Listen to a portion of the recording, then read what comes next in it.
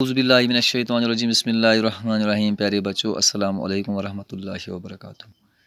Class third primary subject Urdu सबकुक उन्वान हज़रत अली रज़ी अल्लाह तआला अन्हु। गोब्रो यथ सबकस थोड़ा बहुत पढ़न पान ओतर पे सबक तो अम ब्रोह दिम बह यह हूँ कि हज़रत अली रज़ी अल्लाह तआला अन्हु यस लकब हैदर माने गो बहादुर तो शेर।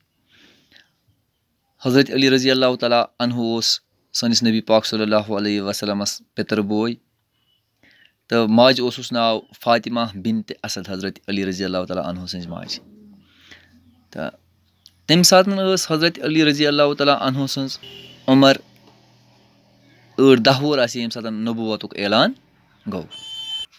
तो हज़रत अली रज़ी अल्लाह तआला अन्हु हमेशा इस्लाम खतर कुर्बानी दिस हमेशा रोदमुत सत तो ये हज़रत उस्मान रज़ी अल्लाह तआला अन्हु यम दुनिया गो तम पे बनो हज़रत अली रज़ी अल्लाह तआला अन्हु मुसलमान ूरम खलीफ। तो हज़रत अली रज़ी अल्लाह तआला अन्हु गई यम दुनिया रुखसत जुम्मतुल मुबारक 21 रमज़ान 40 हिजरी यह गो थवन गोब्रो याद। तो हज़रत अली रज़ी अल्लाह तआला अन्हु मिस्कीनन गरीबन यतीमन हुंद मदद करान तिहुंद दिल रचान ज़ालिमन खिलाफ लड़ान मजलूमन हिमायत करान। तो वह गोब्रो आज पढ़ थोड़ा बहुत रोजमुत हमारे प्यारे नबी सल्लल्लाहु अलैहि वसल्लम की बेटी हज़रत फातिमा रज़ी अल्लाह तआला अन्हु आप की निकाह में थी।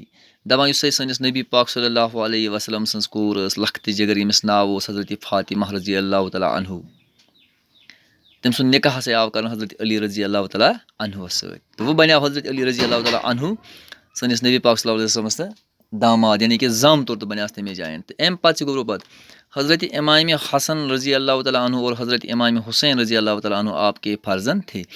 हज़रत इमाम हसन रज़ी अल्लाह तआला अन्हु तो हज़रत इमाम हुसैन रज़ी अल्लाह तआला अन्हु अम हसा हज़रत अली रज़ी अल्लाह तआला अन्हु सद ज़कट यानी कि नबी पाक सल्लल्लाहु अलैहि वसल्लम गया वमन बड़ बब। तो इथे कन पढ़ो गोब्रो तुह सबक अंद पे पत रूद अत कह सवाल तम करो सुबह इंशाअल्लाह रहमान। आज गो फिलहाल यूत बेहतर वनस खुदायस हवाल।